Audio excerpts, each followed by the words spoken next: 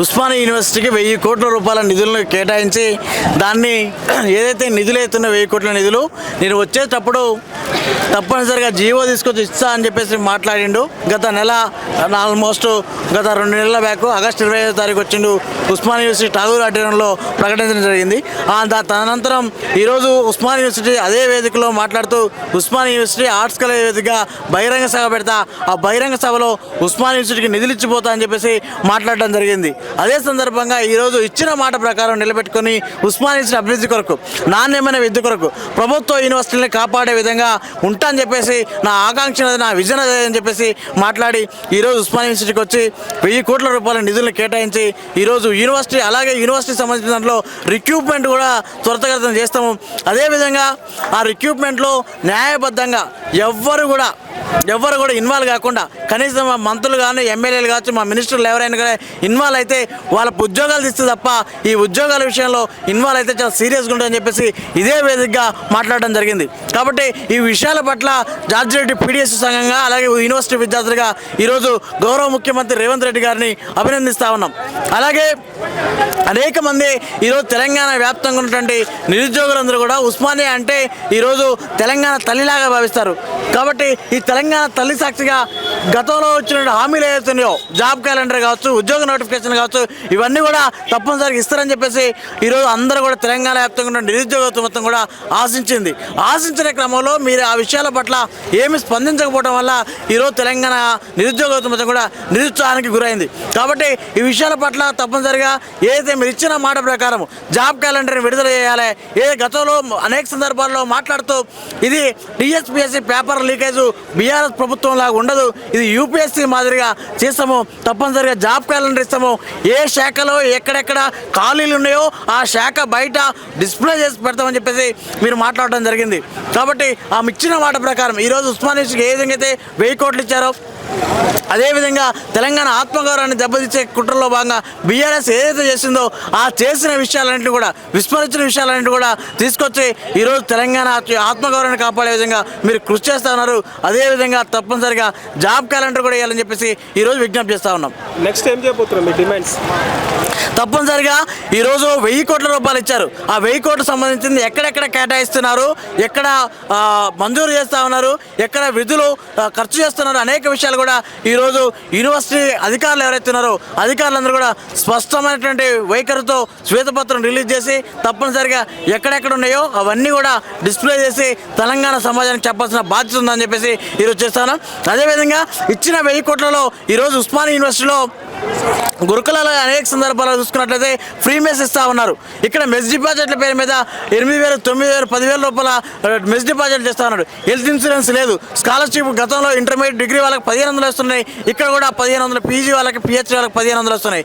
ఉస్మానియా యూనివర్సిటీకి సంబంధించిన దాంట్లో ఫెలోషిప్ ఏమాత్రం లేదు. ఇవన్నీ కూడా మంజూరు చేయాల్సిన బాధ్యత ఉంది. ఆ విధంగా అడుగులేస్తారు అనుకున్నాం, కానీ ఆ విషయాలని కూడా చేయలేకపోయారు. తప్పనిసరిగా నెక్స్ట్ టైం వచ్చేటప్పుడు స్టూడెంట్ ఎజెండాలోని అంశాలను తీసుకురావాలని చెప్పేసి అదేవిధంగా ఉస్మానియా యూనివర్సిటీకి 1000 కోట్ల రూపాయలు నిధులిచ్చినందుకు ప్రత్యేకంగా అభినందన తెలియజేస్తూ ఈరోజు ముఖ్యమంత్రి గారు మరొకసారి ఉస్మానియా యూనివర్సిటీ టీచింగ్ కావచ్చు, నాన్ టీచింగ్ కావచ్చు, రిక్రూట్మెంట్లో న్యాయబద్ధంగా ఉండాలని చెప్పేసి యూనివర్సిటీ రిక్రూట్మెంట్ని త్వరితగతిన చేయాలని చెప్పేసి డిమాండ్ చేస్తూ ఉన్నాం. ఈరోజు సీఎం రేవంత్ రెడ్డి గారు క్యాంపస్కి వచ్చారు కదా, ఎలాంటి వాగ్దానాలు ఇచ్చారంటే? ఉస్మానియా యూనివర్సిటీకి రేవంత్ రెడ్డి గారు వచ్చి యూనివర్సిటీ అభివృద్ధి కోసం 1000 కోట్లని జీవో తీసుకొచ్చి ఇవ్వడం అనేది చాలా శుభ పరిణామం. కానీ దానికి అనుగుణంగానే ఓన్లీ యూనివర్సిటీ డెవలప్మెంట్ అంటే బిల్డింగ్లు, భవనాలు రాయనగా చెప్పారు. రంగురంగుల గోడలు, అద్దాల మేడలు కాదు, సామాన్య యొక్క జీవన యొక్క స్థితిగతుల యొక్క అభివృద్ధి దేశం యొక్క అభివృద్ధిగా చూడాలని చెప్పేసి డాక్టర్ బిఆర్ అంబేద్కర్ గారు చెప్పారు. కానీ ఇక్కడ ఓన్లీ టీచింగ్ స్టాఫ్ వైపుకే మేము అక్కడ నోటిఫికేషన్ ఇస్తామని చెప్పేసి చెప్పారు. కానీ దాదాపు 30-40 సంవత్సరాల నుంచి ఇక్కడ కాంట్రాక్ట్, అవుట్సోర్సింగ్, టైం స్కేల్ ఉద్యోగులు వాళ్ళు చాలని వేతనాలతో ఇక్కడ పనిచేస్తున్నటువంటి పరిస్థితి ఉంది. ఏదో ఒక రోజు పర్మనెంట్ చేస్తారనేటువంటి ఒక ఆశతో ఎదురు చూస్తూ చాలని జీతాలతో పనిచేస్తూ ఉన్నారు. అత్యున్నతమైనటువంటి న్యాయస్థానమే సమాన పనికి సమాన వేతనం ఇవ్వాలని చెప్పేసి చెప్పింది. కానీ ఇక్కడ సమానమైనటువంటి పని చేయిస్తూ ఉన్నారు తప్ప సమానమైనటువంటి వేతనాలు కానీ వేతనాల్లో చాలా దొంతరలు ఇక్కడ ఉన్నటువంటి పరిస్థితి ఉంది. కాబట్టి కనీస వేతనాలు కూడా ఇక్కడ అమలు చేయాలనేటువంటి పరిస్థితి ఉంది. కాబట్టి ఇప్పటికైనా సీఎం రేవంత్ రెడ్డి గారు ఇక్కడ ఉన్నటువంటి ఎంప్లాయీస్ యొక్క జీవన స్థితిగతులను అర్థం చేసుకోవాలి. ఆయననే చెప్పాడు, అట్టడుగు బలహీన వర్గాల కోసం, ఎస్సీ, ఎస్టీ, బీసీ, మైనార్టీ వర్గాల కోసం వాళ్ళ జీవితాల్లో వెలుగు నింపడం కోసం నేను పనిచేస్తున్నా అని చెప్పారు. కానీ ఇక్కడ ఉన్నటువంటి contract out sourcing time scale ఉద్యోగులు ఎవరైతే ఉన్నారో వాళ్ళు కూడా ఎస్సీ ఎస్టీ బీసీ మైనార్టీ వర్గాలు పేద వర్గాల నుంచి వచ్చినటువంటి వాళ్ళే ఈరోజు ఇక్కడ పనిచేస్తున్నటువంటి పరిస్థితి ఉంది.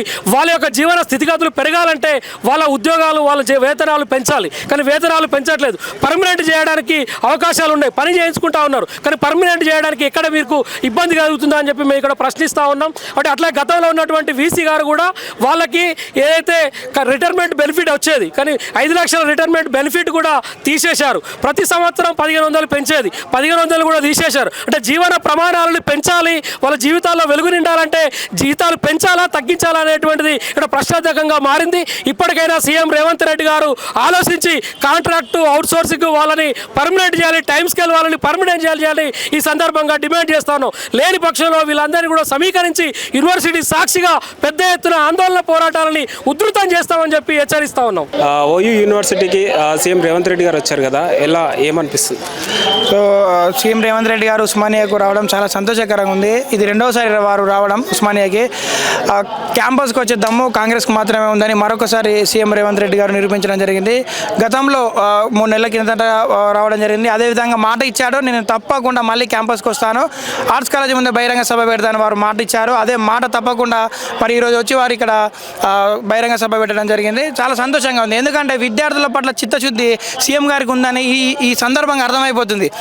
ఎంతోమంది ముఖ్యమంత్రులు చేశారు, ఎంతోమంది చేశారు దిగిపోయారు. గతంలో సీఎం కేసీఆర్ గారు సీఎంగా ఉన్నప్పుడు కూడా ఏ రోజున కూడా విద్యార్థుల గురించి మాట్లాడలేదు. బట్ ఎప్పుడైతే ప్రజాపాలన వచ్చిందో, ఎప్పుడైతే సీఎం రేవంత్ రెడ్డి గారు సీఎంగా ప్రమాణ స్వీకారం చేశారో ఆ రోజు నుండి అనుక్షణం విద్యార్థుల గురించి ఆలోచిస్తున్నారు. కాబట్టి ఈరోజు ఉస్మానియా యూనివర్సిటీకి 1000 కోట్లు ప్రకటించడం జరిగింది. అదేవిధంగా ఈ రోజున ఉస్మానియా గడ్డ మీదకి వచ్చి వాళ్ళు ఇంత ధైర్యంగా బహిరంగ సభ పెట్టి కూడా మాట్లాడడం కూడా జరుగుతుంది. ఓకే, ఉస్మానియా యూనివర్సిటీని ఎలా డెవలప్ చేస్తే బాగుంటుందని మీరు అనుకుంటున్నారు? మరి మాకంటే చాలా పెద్ద పెద్ద వాళ్ళు ఉన్నారు, చాలామంది చాలా సజెషన్స్ కూడా ఇచ్చారు. మా ఎన్ఎస్ఏకి వెళ్ళి మా రాష్ట్ర అధ్యక్షులు వెంకటస్వామి గారు కూడా పలుమార్లు ముఖ్యమంత్రి గారి దృష్టికి వెళ్ళడం జరిగింది. ఇలా ఉస్మానియాలో ఇలాంటి సమస్యలు ఉన్నాయని వారు కూడా సానుకూలంగా స్పందించి తప్పకుండా మా ఎన్ఎస్ఏ గారు ఇచ్చిన వినతి మేరకు తప్పకుండా ఉస్మానియాలో ఉన్నటువంటి సమస్యలను పరిష్కరిస్తారని రేవంత్ రెడ్డి గారు కూడా చెప్పడం జరిగింది.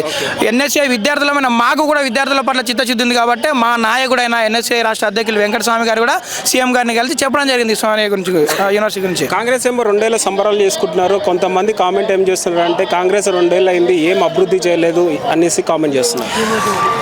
వాళ్ళకు నిజంగానే అట్లా అనిపిస్తే ఒకసారి పేదవాడి ఇంటికి వెళ్ళి 200 ఉచిత విద్యుత్ రావట్లేదు అని ఒకసారి చూడమనండి, 500కి గ్యాస్ రావట్లేదని అడగండి ఒకసారి. అలాగనే వాళ్ళ తల్లో వాళ్ళ అక్కనో చెల్లెనో ఉచిత బస్సు ప్రయాణం చేయాలని అడగండి. అదేవిధంగా ఏదైతే మహిళా సంఘాలకు చేయడం కానీ ఏదైనా కూడా ఒకసారి పల్లెలోకి వెళ్ళి చూస్తే తెలుస్తుంది. రైతు రుణాలు ఇవ్వడం కానీ ఏదైనా కూడా రాగానే 1 లక్షలోపు ఉన్న రైతు రుణమాఫీలు కూడా చేయడం జరిగింది. ఇవన్నీ చూస్తే వాళ్ళకి అర్థమైంది ఏదో నోటికి వచ్చినట్టు పిచ్చివాగులు వాగుతా కాదు కదా.